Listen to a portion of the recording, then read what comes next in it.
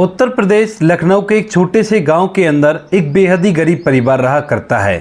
परिवार के अंदर माता पिता जो कि मेहनत मजदूरी किया करते हैं और उनके 2 बच्चे हैं। बड़ा लड़का है जिसका नाम अजय है और छोटी लड़की है जिसका नाम मोनिका है। मोनिका और अजय की उम्र में लगभग 1 साल का फ़र्क है और दोनों बच्चों को माता पिता अच्छी परवरिश दे रहे थे और बड़ा कर रहे थे। सोच रहे थे कि कोई बात नहीं, हमें तो मेहनत मजदूरी करनी पड़ रही है, लेकिन बच्चे पढ़ लिख कर अच्छे से अपना नाम रोशन करेंगे और बहुत ही अच्छा रहेगा। धीरे धीरे समय बीतता है और समय के साथ साथ बच्चे बड़े होने लगते हैं। जो अजय होता है उसकी स्कूली पढ़ाई कंप्लीट हो जाती है और उसके बाद जो अजय के पिता होते हैं वह उसको भी मजदूरी पर ले जाने लगते हैं, क्योंकि फिलहाल वो 18 साल का हो गया था। पिता कहते हैं कि बेटा अब 1 साल पढ़ाई को बंद करो, क्योंकि तुम्हारी बहन जवान हो रही है और उसकी भी शादी करानी होगी। इसके बाद जो पिता और बेटा होते हैं दोनों के दोनों मेहनत मजदूरी करने जाने लगते हैं और धीरे धीरे पैसा कमाने लगते हैं। 1 साल तक वो खूब सारी मेहनत करते हैं और मेहनत करके थोड़े बहुत पैसे अपने पास जोड़ लेते हैं और उसके बाद जो अजय के पिता होते हैं वो अपनी बेटी के लिए इधर उधर रिश्ता ढूंढने लगते हैं। गरीब लोग थे और अपने ही लेवल का वो अपनी बेटी के लिए रिश्ता ढूंढते हैं और ढूंढने से उन्हें एक लड़का मिल भी जाता है। लड़के का नाम होता है विशाल, जिसके माता पिता मेहनत मजदूरी तो किया करते थे, लेकिन साथ में उनके पास थोड़ी सी पुश्तैनी ज़मीन भी थी और लड़का इकलौता था। तो इसी वजह से जो अजय के पिता होते हैं उन्हें लड़के का रिश्ता बड़ा ही अच्छा लगता है और उसके बाद अपनी बेटी की शादी उस लड़के से तय करा देते हैं। मीडिएटर के थ्रू रिश्ता तय हो गया था और जो यहाँ पर मोनिका के पिता हैं वो कह देते हैं कि देखो भाई, हमारी तरफ से जो रिश्ता है वो 1 रुपये का है, यानी कि इसका सीधा सीधा मतलब ये था कि मैं दहेज में कुछ भी नहीं लूँगा। यहाँ पर जो लड़के के पिता होते हैं वह भी कहते हैं कि हाँ ठीक है, कोई बात नहीं, हमें पता है, और इसी तरह से बेटियों की शादी हुआ करती हैं। बातें तय हो गई थी और बातें तय होने के बाद जो अजय के पिता हैं वह अपने परिवार के साथ तैयारियों में जुट जाते हैं। इधर मोनिका को जब पता चलती है कि उसकी शादी तय हो गई है तो उसके बाद वह भी खुशियों से झूम उठती है। सभी लोग बड़े ही खुश थे और जैसे शादी का दिन नज़दीक आता है तो उसी दौरान शादी से लगभग 5 दिन पहले अचानक से जो मीडिएटर होता है उसका अजय के पिता के पास फ़ोन आता है और वह उसे बताने लगता है कि भाई ये जो लड़के वाले हैं ये शादी से मना कर रहे हैं और कह रहे हैं कि इन्हें कम से कम शादी में घर का सामान तो देना ही होगा, जैसे फ्रिज, कूलर, टीवी, एसी वगैरह ये चीज़ तो देनी ही होंगी। अब इस बात को सुनकर जो अजय का पिता होता है वो उससे कहने लगता है कि भाई मैंने इन लोगों से साफ साफ बोल दिया था कि मेरे पास देने के लिए कुछ भी नहीं है, केवल बेटी है और जो बाराती आएंगे उनको मैं रोटी खिला सकता हूँ और बेटी और रोटी का इंतजाम ही मेरे पास है। अगर इनको शादी करनी हो तो ठीक है, वरना बेशक से इनसे मना कर दो। अब यह बात धीरे धीरे अजय को भी पता चल जाती है और अजय जब देखता है कि नॉर्मल सी चीज़ों के ऊपर अब उसकी बहन का रिश्ता टूटने वाला है तो उसे ये बात बड़ी बुरी लगती है और जब वह इस बारे में गहन सोच करता है तो उसे पता चलता है कि ये सब कुछ हमारी गरीबी की वजह से हो रहा है। अगर हमारे पास रुपए पैसे होते तो हम इस बात की हामी भर लेते, लेकिन तभी जो अजय के पिता होते हैं उनके सीने में बहुत जोर से दर्द होने लगता है और इसके बाद जो अजय होता है वह आनन फानन में अपने पिता को वहाँ के हॉस्पिटल में ले जाता है और डॉक्टर साहब चेकअप करने के बाद बताते हैं कि जो अजय के पिता हैं उनको हार्ट अटैक आया था, माइनर हार्ट अटैक था, लेकिन इसके बाद इनका विशेष ख्याल रखना होगा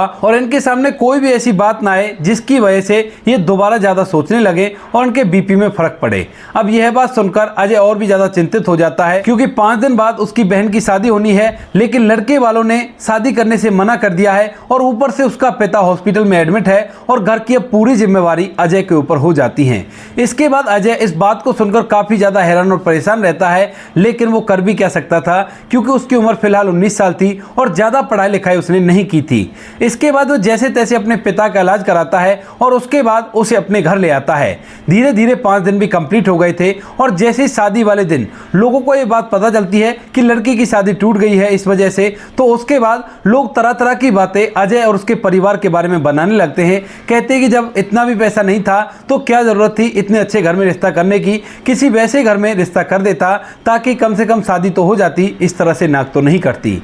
अब अजय इन सभी बातों को सुनकर काफ़ी ज़्यादा परेशान रहता है, लेकिन फिर भी वह इनमें से किसी भी बात को अपने पिता तक नहीं ले जाता है, क्योंकि उसे पता है कि पिता की हालत काफ़ी ज़्यादा नाजुक है। अगर उसे कुछ हो गया तो बहुत ही गड़बड़ हो जाएगी। रात के समय अजय जब अपने बिस्तर में लेटा हुआ था तो उसे इस बात की बहुत ज्यादा परेशानी होती है, लेकिन अजय घुट घुट कर अंदर ही अंदर रोता रहता है, पर अपनी माँ और अपनी बहन को इस बात को महसूस नहीं होने देता। लेकिन वहीं पर जो अजय की माँ होती है वह इस बात को ना चाहते हुए भी महसूस कर जाती है कि बेटा इस बात को लेकर काफी ज्यादा चिंतित है, क्योंकि उसने अजय को जन्म दिया था और बचपन से वो उसे जाना पहचाना करती थी, और यहाँ पर अजय के चेहरे पर चिंता के भाव साफ साफ दिखाई दे रहे थे। तो इसके बाद रात के समय एक दिन माँ अपने बेटे के पास जाती है और उससे पूछने लगती है, बेटा आजकल तो कुछ ज्यादा ही उदास उदास सा रहा करता है, आखिर क्या कारण है? कोई वैसी परेशानी है तो तुम मुझे बता सकता है। लेकिन तभी जो अजय होता है वह अब अपनी भावनाओं पर कंट्रोल नहीं कर पाता, क्योंकि सामने उसकी माँ थी, और एकदम से फूट फूट कर रोने लगता है और अपनी माँ को गले से लगा लेता है। कहता है कि माँ, हम गरीब हैं तो इसमें हमारा दोष है क्या? तो उसके बाद माँ कहती है कि नहीं बेटा, ऐसी कौन सी बात हो गई, बताओ क्या हुआ। तो उसके बाद वो सारी बातें, जो बातें अजय को परेशान कर रही थी, वह रो रो कर अपनी माँ के सामने बता देता है। और इसके बाद जो माँ होती है उसकी आंखों में भी आंसू आ गए थे, और वह अपने बेटे के सर पर हाथ फेरकर उसे चुप कराती है और कहती है कि बेटा कोई बात नहीं, ये समय का खेल है, अभी हमारा समय बेकार चल रहा है, तो इसी वजह से ये सब कुछ हमारे साथ हो गया, वरना हमने तो रिश्ता भी अपनी बराबरी का ही ढूंढा था, लेकिन क्या करें, वो लोग भी दहेज के लालची निकले। तो उसके बाद जो अजय होता है वह थोड़ी देर में शांत होता है, और शांत होने के बाद अपनी माँ से कहता है कि माँ, चाहे जो भी हो जाए, मैं फिलहाल गरीब जरूर हूँ, लेकिन आगे आने वाले समय में मैं बहुत सारा रुपया पैसा कमाऊंगा, और उसके लिए चाहे मुझे कुछ भी करना पड़े। अब यह बात सुनकर माँ भी उसका हौसला अफजाई करती है और कहती है कि हाँ बेटा, बहुत सारा रुपया पैसा कमाना, लेकिन अगर इस तरह से तू सोच में डूबा रहेगा तो कुछ भी तेरा नहीं होना। अच्छे से बाहर निकल, मेहनत कर, और मेहनत करके अपने मुकाम को हासिल करने की कोशिश कर। यह बात सुनकर जो अजय होता है वह भी थोड़ा सा प्रेरित हो जाता है और अपने बिस्तर में आराम करने लगता है। माँ वहां से निकलकर अपनी बेटी के पास आती है, तो बेटी और भी ज्यादा दुखी थी, लेकिन माँ उसे भी समझा देती है और उसे भी आराम करने के लिए बोल देती है। इसके बाद धीरे धीरे रात हो जाती है, और रात के बाद दूसरे दिन सुबह हो जाती है। लेकिन अजय के दिमाग में अब यही बात घूम रही है कि वह क्या काम करे जो वह अच्छा खासा पैसा कमा सके और अपने जीवन में एक सफल आदमी बन सके। इसके बाद अजय दूसरे ही दिन मेहनत मजदूरी पर ना जाकर वहां से पैदल पैदल गांव के पास ही के हाईवे की तरफ जा रहा था, क्योंकि वहां पर उसकी उम्र के कुछ लड़के बैठे रहा करते थे और दिन भर एक दूसरे से बातें किया करते थे। जब भी कभी अजय का मन नहीं लगा करता तो वह घूमते घूमते वहां पर चला जाया करता और वहां पर लोगों के साथ अपना समय व्यतीत किया करता। जाते जाते जैसे वो हाईवे पर पहुंच जाता है तो वहां से लगभग 700 से 800 मीटर दूर वो जगह थी जहां पर सभी लोग पेड़ की छांव में बैठकर उसकी उम्र के बच्चे एक दूसरे के साथ मटर गश्ती किया करते थे। उस जगह तक वो पैदल पैदल जा रहा था, लेकिन तभी अचानक से उसके साइड में से एक बहुत बड़ी कार निकलती है, और जैसे ही वो कार उससे लगभग 50 मीटर आगे जाती है तो एकदम से उस कार का जो टायर होता है वह फट जाता है। जैसे ही कार का टायर फटा था तो उसके बाद जो कार का ओनर होता है वह गाड़ी को रोक लेता है और उसके बाद उतरकर गाड़ी के टायर को देखने लगता है। मालिक कार के टायर को देख रहा था और इधर उधर देखने लगता है, और देखने से उसकी नजर अजय पर भी पड़ जाती है। अजय भी ये सब कुछ देख लेता है और वह भी उसी की तरफ बढ़ रहा था। गाड़ी का मालिक काफी ज्यादा बुजुर्ग था, उसकी उम्र लगभग 45 साल रही होगी, और वह अच्छे खासे कपड़े उसने पहन रखे थे, यानी कि देखने से लग रहा था कि यह करोड़पति व्यक्ति है। और इसके बाद जैसे ही अजय वहां पर पहुंचता है तो वह अजय से पूछने लगता है कि बेटा, यहाँ पर आसपास कोई पंचर वाला है, अगर हो तो तुम मेरी थोड़ी सी मदद कर दो, उसको यहाँ तक भेज दो, वो इस टायर को बदल देगा। अब यह बात सुनकर अजय को काफी ज्यादा हैरानी होती है, क्योंकि गाड़ी के अंदर उसने सुना था कि स्टेपनी हुआ करती है, लेकिन यहाँ पर यह बुजुर्ग व्यक्ति ऐसा क्यों कह रहा है। तो उसके बाद वो पूछने लगता है कि क्या अंकल, गाड़ी के अंदर स्टेपनी नहीं है? तो वो कहता है कि बेटा है तो सही, लेकिन मुझसे स्टेपनी चेंज नहीं की जाएगी, और इसी वजह से मैं पंचर वाले के बारे में पूछ रहा हूं। तो जो अजय होता है एक बार तो उस अमीर व्यक्ति की तरफ देखता है, उसकी गाड़ी की तरफ देखता है, और कहने लगता है कि साहब, यहाँ पर तो आसपास आपको कोई भी पंचर वाला नहीं मिलेगा, और पंचर वाला यहाँ से लगभग 7 से 8 किलोमीटर दूर है, और वहां तक मैं पैदल नहीं जा सकता क्योंकि तेज दोपहरी है, और इतनी दोपहरी में मैं कैसे जाऊंगा। लेकिन अगर आपकी गाड़ी में स्टेपनी है तो मैं आपके टायर को चेंज कर सकता हूं, और वहां पर जाकर आप अपनी स्टेपनी को दुरुस्त करवा लेना।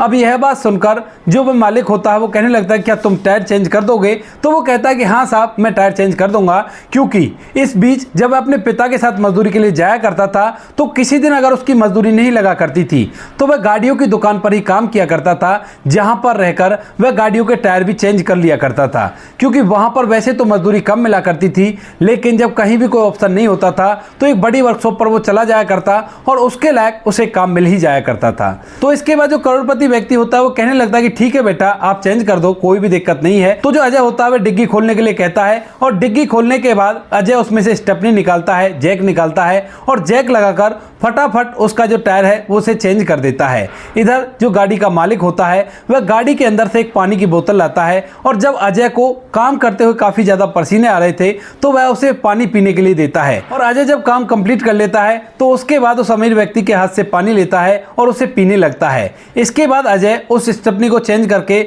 वहां से जाने लगता है, लेकिन तभी वह करोड़पति व्यक्ति अपने पास से लगभग 500 रुपए निकालकर अजय की तरफ बढ़ाने लगता है। कहता है कि बेटा, अगर आज तुम नहीं होते तो दोपहर में मैं काफी ज्यादा परेशान हो जाता और इसे रख लो। लेकिन जो अजय होता है वह उन पैसों की तरफ देखता रहता है और बहुत कुछ मन के अंदर सोचने लगता है। तभी वह करोड़पति व्यक्ति कहने लगता है कि क्या हुआ बेटा, तुम इन्हें क्यों नहीं रख रहे। तो उसके बाद वो कहने लगता है कि देखिए साहब, पहली बात तो ये कि मैंने पैसों के लिए आपका टायर चेंज नहीं किया था, ये तो मैंने आपकी इंसानियत के नाते मदद की थी। और फिर भी अगर आप मुझे कुछ देना चाहते हो तो कोई ऐसी सलाह दो जिससे मेरी गरीबी दूर हो सके, लेकिन ये पैसे मुझे नहीं चाहिए। अब इस बात को सुनकर जो करोड़पति व्यक्ति होता है वो थोड़ी देर तक सोच विचार करने लगता है और सोच विचार करके अपने पर्स से अपना कार्ड निकालता है और कार्ड निकालकर उसे अजय की तरफ बढ़ा देता है और कहता है कि ठीक है बेटा, अगर तुम मेहनत करके अमीर बनना चाहते हो तो इस एड्रेस पर आ जाना और मैं तुम्हें वहां पर कुछ काम बता दूंगा। इसके बाद जो अजय होता है उस कार्ड को ले लेता है और वहां से उस जगह के लिए निकल जाता है और अमीर व्यक्ति अपनी गाड़ी में बैठकर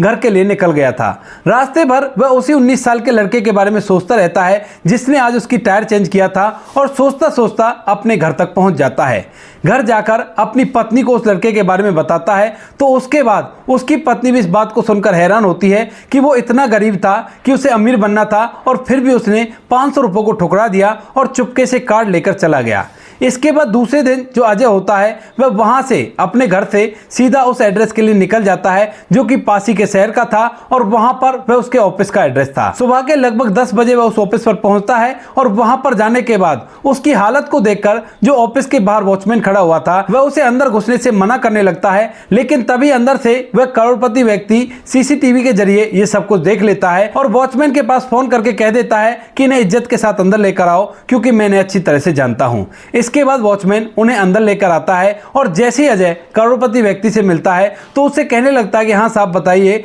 आप मुझे क्या ऐसा काम बताओगे या क्या ऐसी सलाह दोगे जिस सलाह से मैं अपनी गरीबी को दूर कर सकता हूं। उसके बाद जो करोड़पति व्यक्ति होता है पहले तो उसके लिए चाय नाश्ते का इंतजाम कराता है और फिर उसे एक ऐसे काम के बारे में बताता है जिस काम की जरूरत उसकी सारी कंपनियों में पड़ती। दरअसल इस करोड़पति व्यक्ति के पास लगभग 10 से 12 कंपनियां हैं जिनके अंदर बॉयलर चला करते थे और बॉयलर को चलने के लिए ईंधन चाहिए होता है और ईंधन के लिए लकड़ी के बुरादे से एक ऐसी चीज बना करती थी जिस चीज को बॉयलरों में ईंधन के लिए उपयोग किया जाता है। तो जो यहाँ पर वह करोड़पति व्यक्ति होता है वह उससे कहता है कि बेटा देखो, तुम ग्रामीण इलाके से हो और पूरी रात भर मैंने तुम्हारे बारे में सोचा तो तुम इस काम को कर सकते हो। मैं तुम्हारे लिए एक छोटा सा प्लांट सेटअप कराऊंगा और उस पर रहकर तुम्हें काम करना है। प्लांट तो वो मेरा ही रहेगा, लेकिन मेहनत तुम्हें करनी होगी। अगर तुम अच्छे से उस पर मेहनत करते हो तो तुम्हें अच्छा खासा मुनाफा होगा और जब तुम्हारे पास इतने पैसे आ जाएं कि तुम उन मशीनों का मूल्य चुका सको तो उसके बाद उन पैसों को मुझे दे देना। तुम्हें क्या करना है कि गांव से लकड़ी का बुरादा हो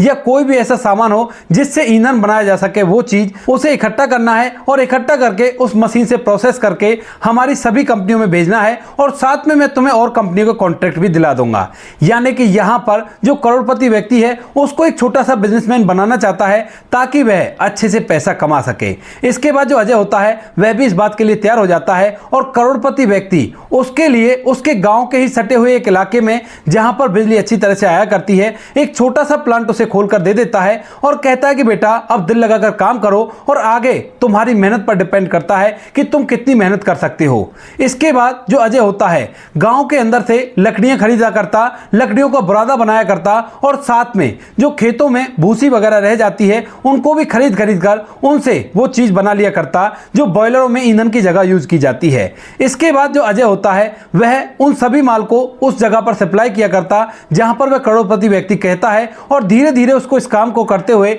लगभग 5 साल बीत जाते हैं। लेकिन 5 साल के अंदर अजय ने ढेर सारा रुपए पैसा कमा लिया था। अब तक अजय ने अपने परिवार वालों को एक तनख्वाह बता रखी थी कि मुझे इतनी तनख्वाह मिला करती है और उसी पर मैं काम किया करता हूं। लेकिन जैसे ही 5 साल उसे काम करते हुए हो जाते हैं तो उसके बाद उसके पास इतने पैसे इकट्ठा हो गए थे कि जिन पैसों से वह उन मशीनों का मूल्य चुका सकता था, उस प्लांट को अपने पास रख सकता था। इसके बाद वह करोड़पति व्यक्ति के पास जाता है और वहां पर जाकर उसे उन मशीनों के मूल्य के पैसे दे देता है और उस प्लांट का मालिक बनकर बैठ जाता है। यहां पर अजय अच्छे से तरक्की कर चुका था और उसे अब रुपए पैसों की कोई भी दिक्कत नहीं थी। इसके बाद जो अजय होता है वह कुछ दिन और काम करता है और काम करने के बाद थोड़े से पैसे और एकत्रित कर लेता है। जैसे उसके पास अब ठीक ठाक पैसे हो गए थे तो उसके बाद वह अपने घर वालों को इन सभी बातों के बारे में बताता है, और घर वाले जब इस बात को सुनते हैं कि इस तरह से लड़का अब अच्छा खासा पैसा कमाया करता है तो उन्हें पहले तो इस बात पर विश्वास नहीं होता, क्योंकि पिछले साल से लगातार वो यही कह रहा है कि मैं तो सेठ के लिए काम किया करता हूं,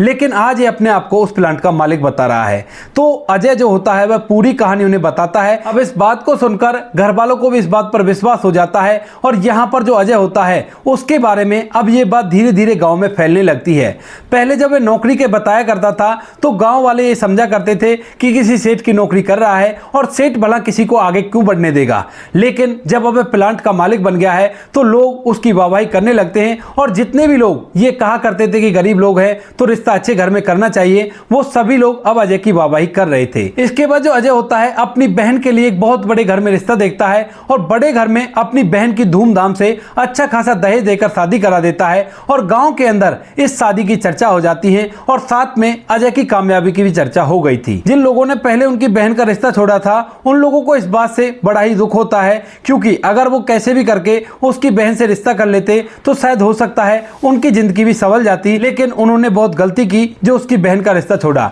ये बात घूमते घूमते अजय के पास भी आती है, और अजय जब इस बात को सुनता है तो थोड़ा सा मुस्कुराने लगता है। इसके बाद जो अजय होता है वह एक दिन अपने पूरे परिवार के साथ उस करोड़पति व्यक्ति के पास जाता है, और वहां पर जाकर जो अजय की माँ होती है, अजय के पिता होते हैं, वह उस करोड़पति व्यक्ति का बहुत बहुत धन्यवाद करते हैं। लेकिन जो करोड़पति व्यक्ति होता है वह कह देता है कि नहीं, इसमें मेरी कोई मेहनत नहीं है, मेहनत तो इसी ने की है, मैंने तो केवल इसे एक दिशा दिखाई थी जिस दिशा पर इसने मेहनत की, और मेहनत करने के बाद इसने अपनी जिंदगी को पूरी तरह से बदल दिया। फिलहाल के समय में अजय की भी एक अच्छे से घर से शादी हो गई है, और वो लोग शहर के अंदर ही शिफ्ट हो गए हैं और अच्छे से रहा करते हैं। तो दोस्तों ये थी आज की कहानी। आपको जैसी भी लगी हो कमेंट सेक्शन में बता देना। वीडियो अगर अच्छी लगी तो वीडियो को लाइक और चैनल को सब्सक्राइब जरूर करें, ताकि हमें थोड़ा सा हौसला मिले आप लोगों के लिए ऐसे अच्छे वीडियो बनाने के लिए। इन कहानियों को सुनाने का उद्देश्य किसी को परेशान करना बिल्कुल भी नहीं है। ये कहानी आपको इसलिए सुनाई जाती है ताकि आप लोग इन कहानियों में से कुछ ना कुछ सीख सको और अपने जीवन में उस चीज़ को अप्लाई कर सको। मिलते हैं किसी नेक्स्ट वीडियो नए टॉपिक के साथ, तब तक के लिए जय हिंद, जय भारत,